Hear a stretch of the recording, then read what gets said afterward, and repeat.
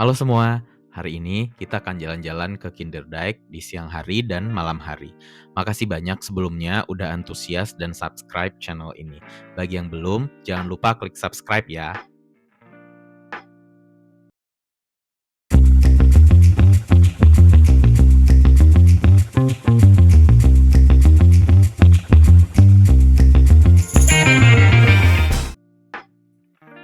Untuk menuju Kinderdijk dapat ditempuh dengan transportasi umum atau kendaraan pribadi.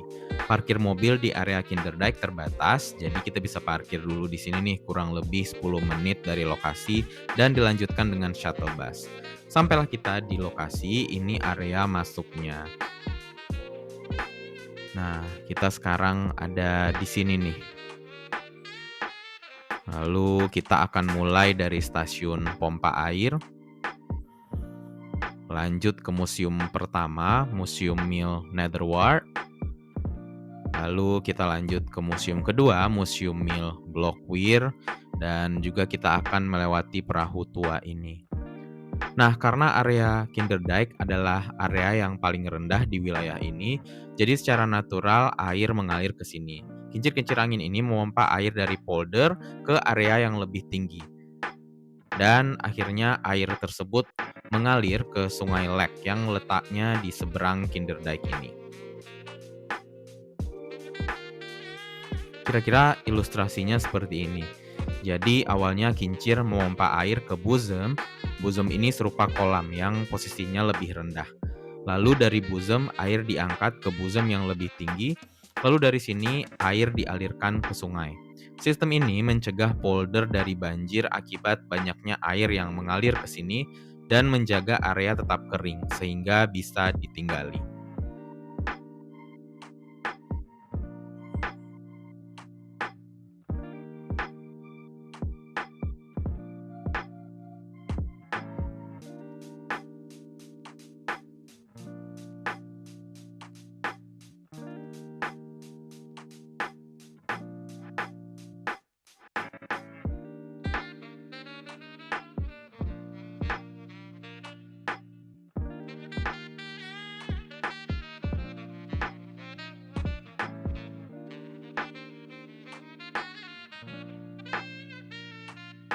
Sekarang saya berada di Kinderdijk.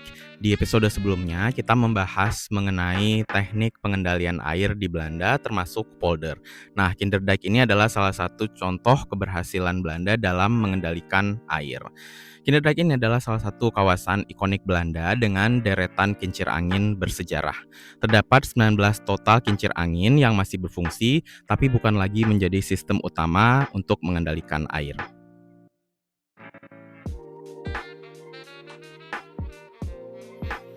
Nah, pertama mari kita kunjungi stasiun pompa air ini. Ini adalah replika aslinya dan di sini diputar film dan sejarah Kinderdijk.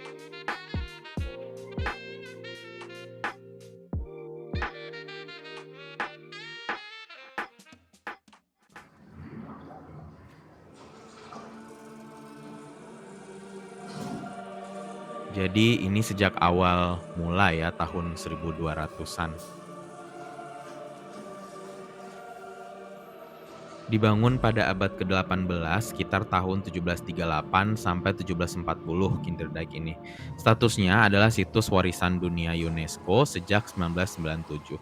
Pada tahun 1868 dibangun stasiun pompa uap Wisbom ini untuk menggantikan sebagian fungsi kincir angin. Lalu pompa uap diganti dengan pompa diesel, kemudian setelah Perang Dunia Kedua sistem diesel berganti listrik agar lebih efisien dan berkelanjutan. Kini pompa digerakkan motor listrik besar kayak gini nih yang dapat beroperasi sepanjang tahun tanpa tergantung angin.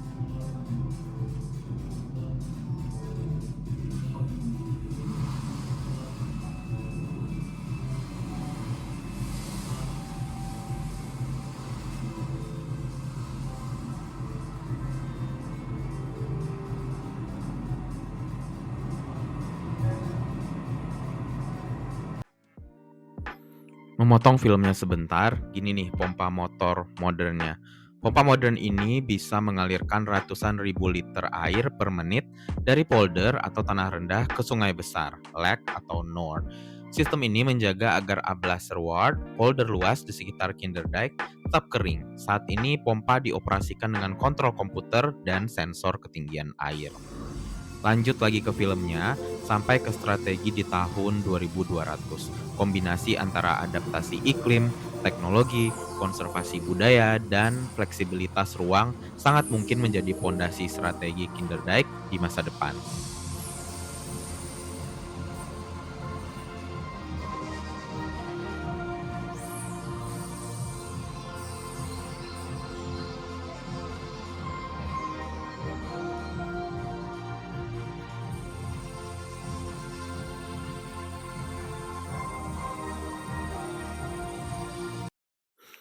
Fakta menarik, nama Kinderdijk berarti tanggul anak. Berasal dari legenda banjir tahun 1421 di mana sebuah bayi ditemukan selamat dalam keranjang yang terapung di tanggul. Setelah banjir surut, orang-orang menemukan sebuah buayan berisi seorang bayi yang masih hidup. Buayan itu disebut tetap seimbang karena ada seekor kucing yang melompat ke kiri dan kanan menjaga agar tidak terbalik. Bayi itu kemudian dikenal dengan nama Beatrice. Dibuatlah karya seni untuk mengenang Beatrice. Nah, berikutnya mari kita ke stasiun pompa Wisbum. Terletak di seberang bangunan tempat kita menonton film tadi. Dibangun untuk membantu mengeringkan polder Ablasterward atau wilayah luas di sekitar Kinderdijk yang berada di bawah permukaan laut. Saat ini berfungsi ganda sebagai bangunan pompa air modern yang masih bisa dipakai bila diperlukan dan sebagai museum dan pusat pengunjung Kinderdijk.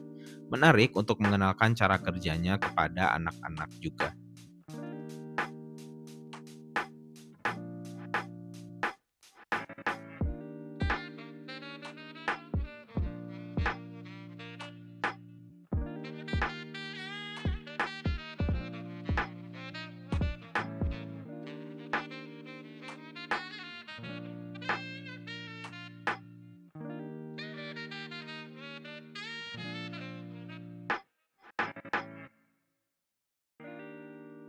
Terdapat mesin tua, mesin uap, dan diesel yang sudah tidak lagi digunakan.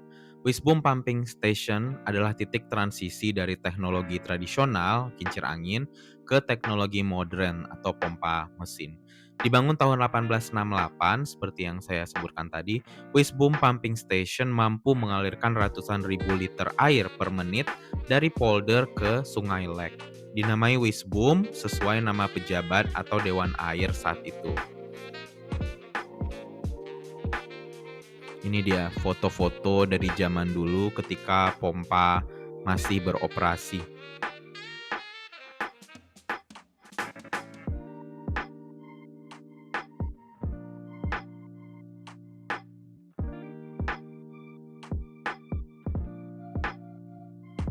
Oke, sekarang mari kita menuju kincir. Masih ada beberapa kincir yang berfungsi penuh dan diantaranya juga bisa dikunjungi wisatawan.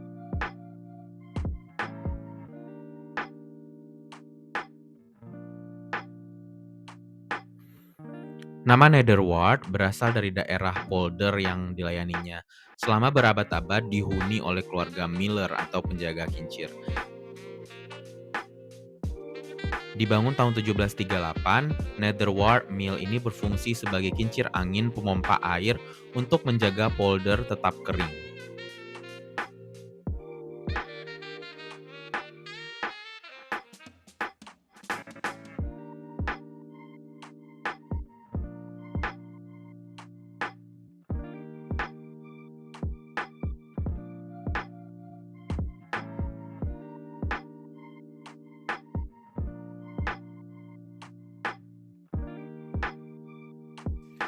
Dari 19 total kincir angin yang ada di Kinderdijk ini, beberapa di antaranya masih dihuni oleh penjaga kincir angin atau Miller dan keluarganya. Tugas Miller adalah menjaga, merawat, dan memastikan bahwa kincir angin dan mekanismenya berjalan seperti yang diharapkan. Nah, di antaranya juga ada dua kincir angin yang dibuka untuk umum, yaitu Netherward Museum Mill dan Blokweer Museum Mill. Nah, pertama mari kita kunjungi Netherward Museum Mill yang ada di belakang saya. Yuk, ikuti saya. Saya akan menggunakan mix antara kacamata meta sama kamera HP. Oke, ayo kita masuk. Di sini bisa kita lihat interior otentik dari keluarga Miller yang dipertahankan.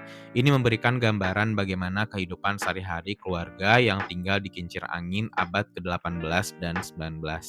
Interior kincir terdiri dari beberapa lantai kecil dengan ruang sempit, dapur, kamar tidur, ruang kerja, dan mekanisme kincir. Begitu kita masuk, kita bisa melihat pondasi kincir tadi ya. Lalu ini ada living room dan juga kamar utama. Jadi orang tuanya tidur di sini. Coba kita duduk rasain gimana view-nya.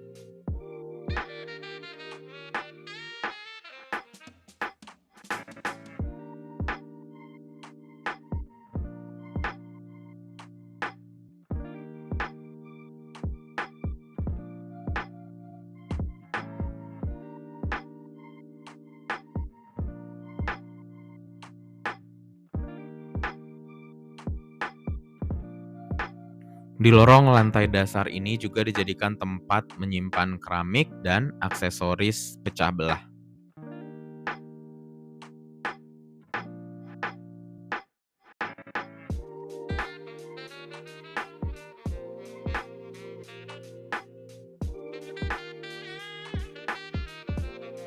Sekarang kita naik ke lantai 1. Tangganya kecil ya. Fakta menarik, dulunya orang Belanda justru tergolong pendek dibanding bangsa Eropa lainnya. Dan baru dalam kurang lebih 150 tahun terakhir mereka berubah menjadi bangsa dengan rata-rata tubuh tertinggi di dunia. Makanya ukuran kaki yang kecil bisa cukup untuk tangga sekecil ini. Ada yang bilang di episode sebelumnya kalau ini bisa jadi karena hasil jarahan dari Indonesia.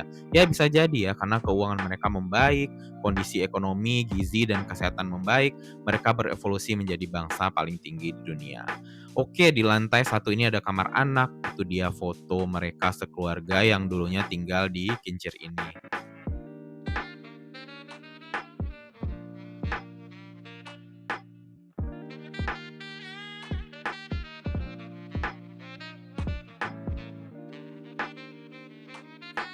Di sini dikatakan bahwa hidup di dalam kincir tidaklah mudah, karena kincir tetap beroperasi di malam hari, jadi suasananya nggak pernah tenang.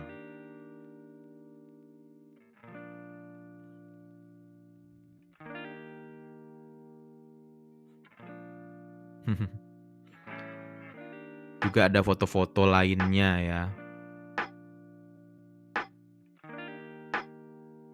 dan pakaian yang mereka pakai pada zaman itu.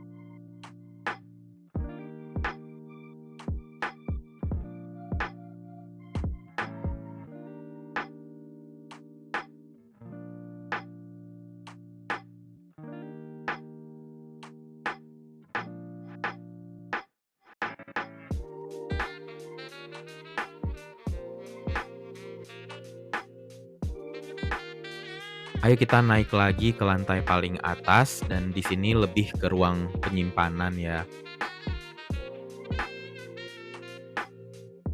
Ada jaring buat nangkap ikan dan perkakas lainnya.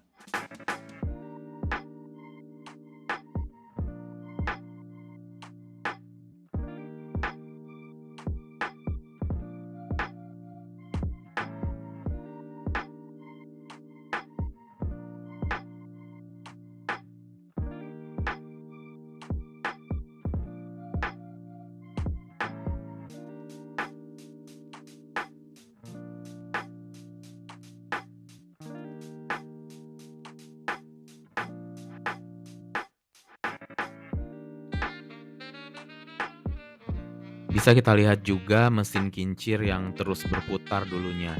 Jika kita lihat mekanisme kincir, roda gigi kayu dan sistem penggerak yang digunakan untuk memompa air. Jadi bisa kita bayangkan gimana rasanya hidup sebagai keluarga di ruang sempit dan bising kayak gini. Apalagi kalau musim dingin, ada angin kencang, atau badai salju. Kita turun lagi dan kalau turun caranya adalah membelakangi tangga biar nggak jatuh.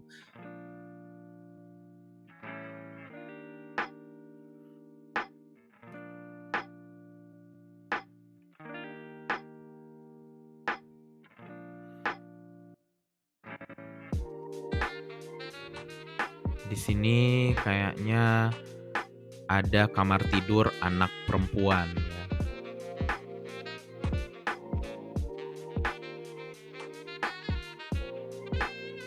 Coba kita duduk di sini, gimana rasanya? Nah, ini dia kasurnya.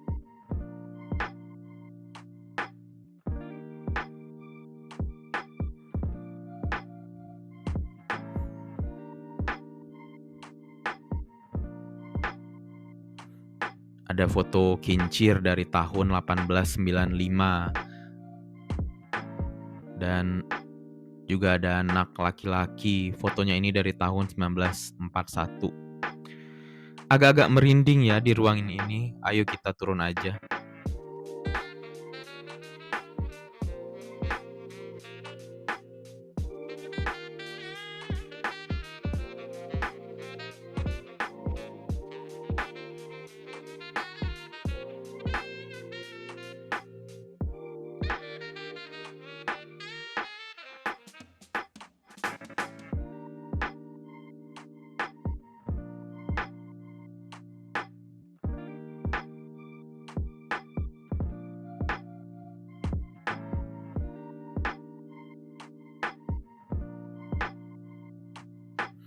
Keluar dari kincir ini, kita ke arah rumah kecil. Dan ini adalah kayaknya ruang kerja si penjaga kincir ini.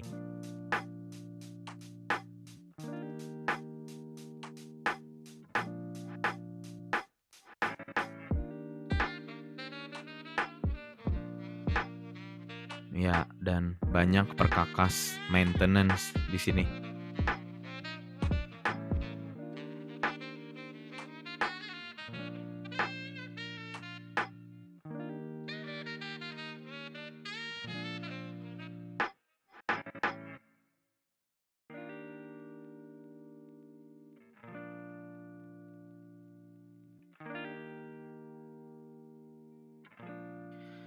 Dan ini dia toiletnya. Nggak kebayang kalau dingin keluar dari kincir mau buang air besar ya.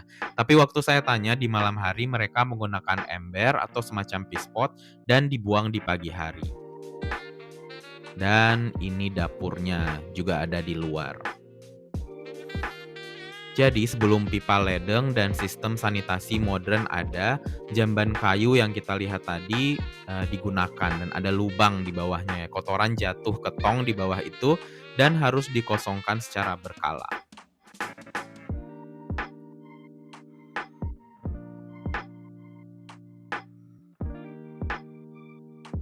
Katanya mereka juga self-sufficient ya dengan punya ternak, nanam sayur dan buah-buahan sendiri. Jadi kehidupan di Kincir adalah kehidupan sederhana, dekat dengan alam dan penuh sejarah. Warga yang tinggal di sini pun punya peran sebagai penjaga warisan budaya.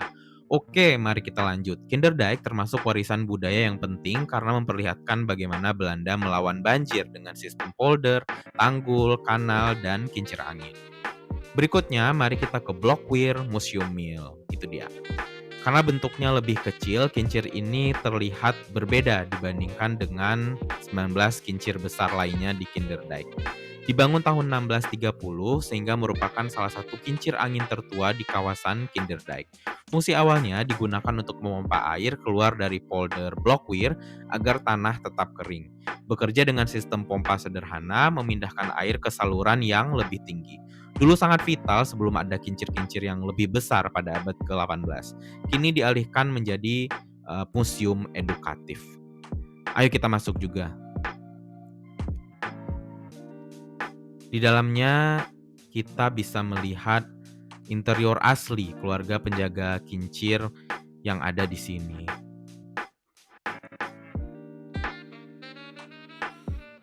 Perabotan tradisional abad ke-17 ya. Dan ini foto-foto mereka. Furniturnya juga masih asli.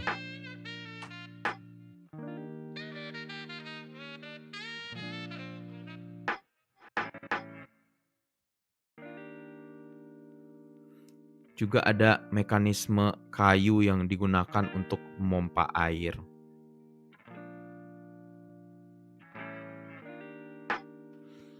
Coba kalau kita duduk rasanya gimana?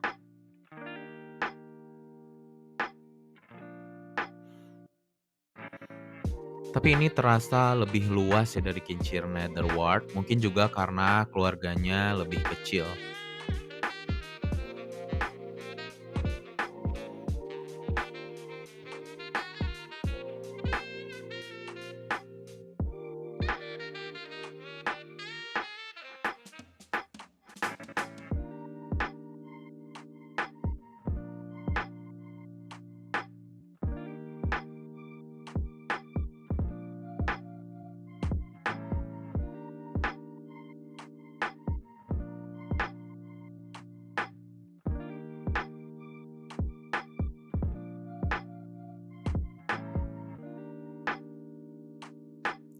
Coba kita ke arah sini ya.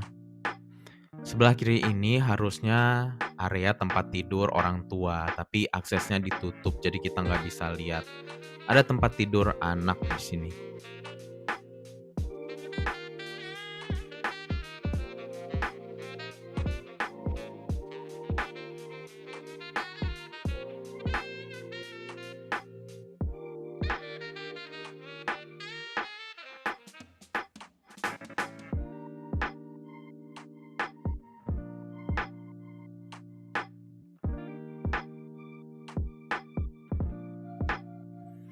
Di luar bisa kita lihat cenderung lebih mudah ya jika ingin ke atas kincir kalau ada masalah pengoperasian. Ada tangga kecil yang membantu akses ke atas.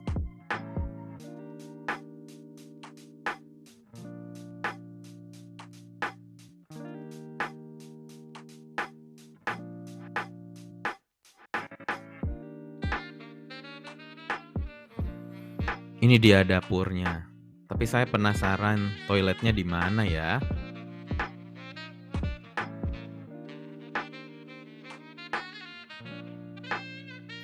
Coba kita jalan ke sini. Di peta lokasi yang kita lihat tadi di depan, pameran perahu gambarnya besar, ternyata perahunya kecil kayak gini. Prank juga ternyata.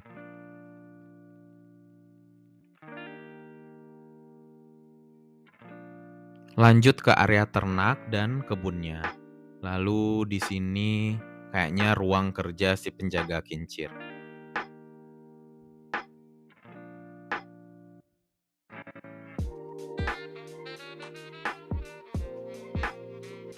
Iya.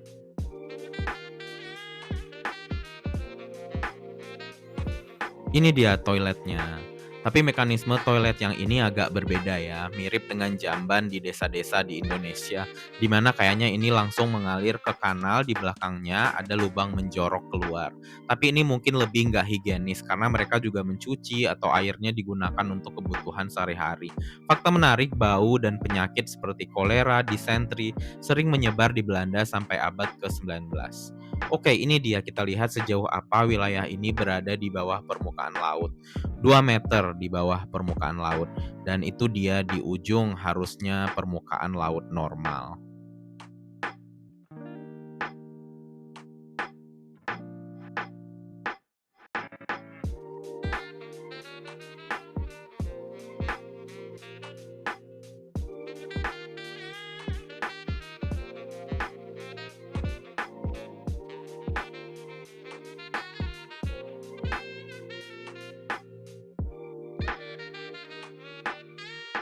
Di Kinderdijk ini, pengunjung juga dapat naik perahu kecil, menyusuri kanal, memberi perspektif unik melihat kincir dari atas air.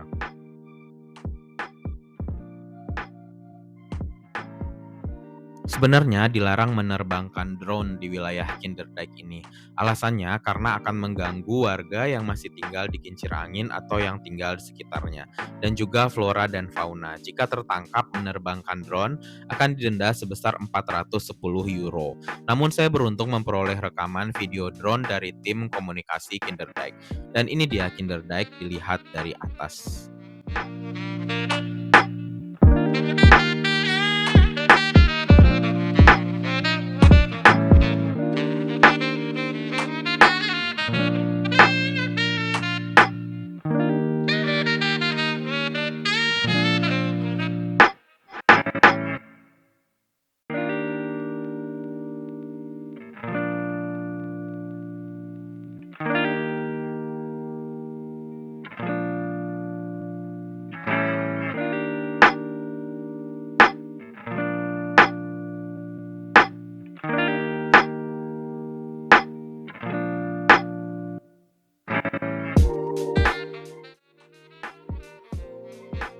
Banyak turis, terutama juga yang dari Indonesia, lebih memilih mengunjungi Zandvoort, mungkin juga karena dekat dengan Amsterdam.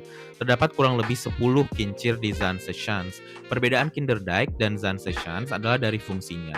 Jika Kinderdijk digunakan sebagai sistem pengendali air dan kincir digunakan untuk memompa air agar tanah tetap kering, sementara Zandvoort kincir digunakan untuk produksi industri tradisional seperti menggiling rempah, mengolah kayu, membuat cat, atau memeras minyak. Jika kita bandingkan jumlah turisnya, di Kinderdijk sekitar 600.000 pengunjung per tahun. Angka ini telah melebihi batas ideal yang semula dirancang, yaitu 400.000 pengunjung per tahun. Sehingga muncul kekhawatiran tentang over-tourism di antara penduduk lokal. Sementara Zandvoort menerima sekitar 1,8 hingga 2,2 juta pengunjung per tahun pada periode pra-pandemi. Saat ini jumlah tahunan telah meningkat menjadi sekitar 2,6 juta pengunjung dan diperkirakan bisa mencapai 3 juta dalam beberapa tahun mendatang jika tren ini tidak dikendalikan. Masyarakat sekitar banyak yang keberatan dengan jumlah wisatawan yang membludak karena dianggap berpotensi mengganggu ruang privat penduduk seperti halaman rumah mereka, lalu interupsi kegiatan sehari-hari mereka.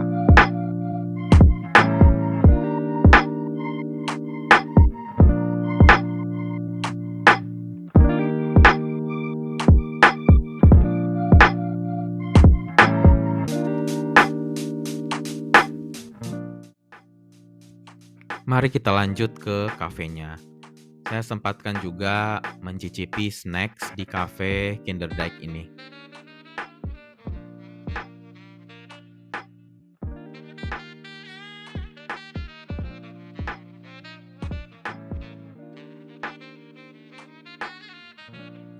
Ala kadarnya, tapi lumayan lah ya buat ngisi energi.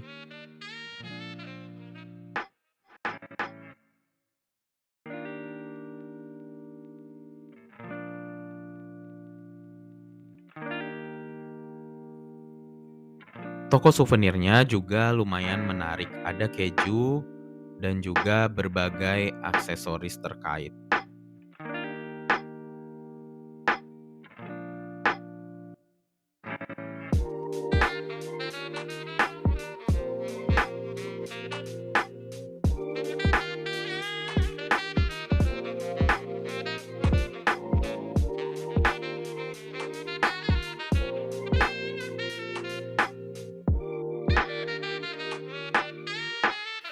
Saya juga datang di malam hari pada awal September lalu untuk melihat kincir angin di Kinderdijk diterangi lampu di malam hari.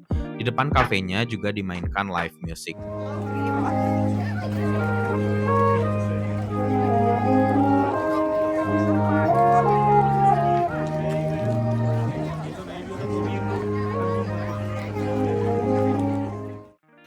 Kebetulan pada tanggal 1 hingga 6 September setiap tahun adalah Illumination Week, di mana di malam hari kincir angin di Kinderdijk dihiasi dengan lampu-lampu dan berbagai acara diadakan di sini seperti boat trip yang dihiasi lampu juga, lalu ada live music dan ada juga pasar.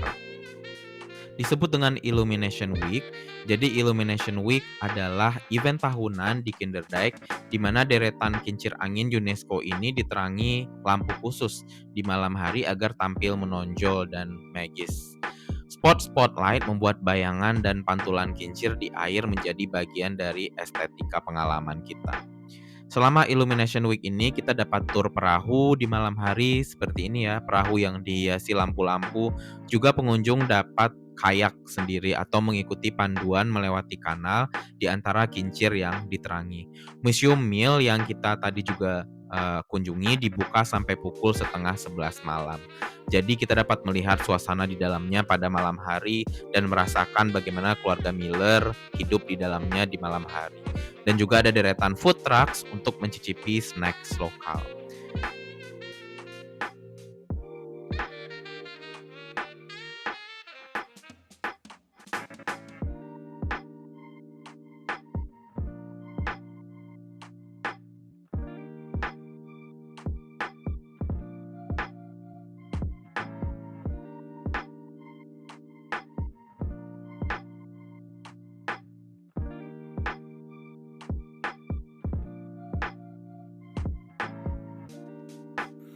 Segitu dulu episode kali ini. Gimana menurut kamu tentang Kinderdijk ini? Komen di bawah ya. Dan jika kamu punya ide lain untuk dibahas, saya tunggu emailnya di globallycuriouswithzaki@gmail.com. Dan nanti kita akan lihat bersama untuk dibahas di video ini. Atau kita juga bisa sama-sama berdiskusi. Sampai jumpa di episode berikutnya.